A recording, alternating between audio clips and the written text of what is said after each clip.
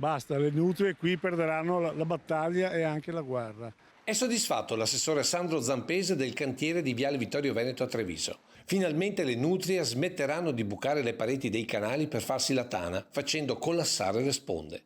È un po' la sua guerra personale a questi roditori, ma specifica Zampese, senza armi o soppressioni, semplicemente dandogli uno sfratto strutturale, che nello specifico sono 14.000 pali fissi uno accanto all'altro per i 750 metri di corso d'acqua e piantati per 3 metri sul fondo, ma anche una robusta rete metallica a copertura della sponda. Voi proprio per evitare che poi le nutrie si intrufolino avete addirittura messo delle griglie? Esatto, sia nutrie ma tutti i roditori in generale, in modo che la sponda venga conservata. Al di sopra viene messo un geotessuto di canapa proprio per incentivare la ripiantumazione dell'erba, e poi faremo nella parte finale l'idrosemina.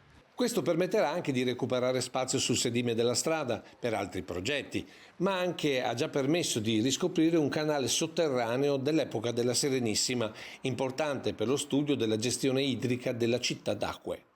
Una guerra alle nutrie dove, visti i costi, Zampesi si è trovato un alleato nell'assessore regionale Giampaolo Bottacin. Tutto questo al modico prezzo di?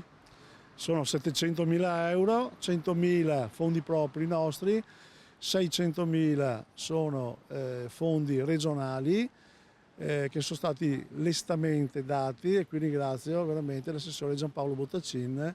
Una guerra che l'assessore Zampese conta di spostare, sempre finanziamenti permettendo, su altri fronti, ma solo contro le nutrie e non ad esempio le paperelle. Finiti i lavori principali contatteremo le associazioni animaliste proprio per vedere con loro, verificare gli approdi e le risalite per i piccoli animali anfibi che praticano, utilizzano questi canali.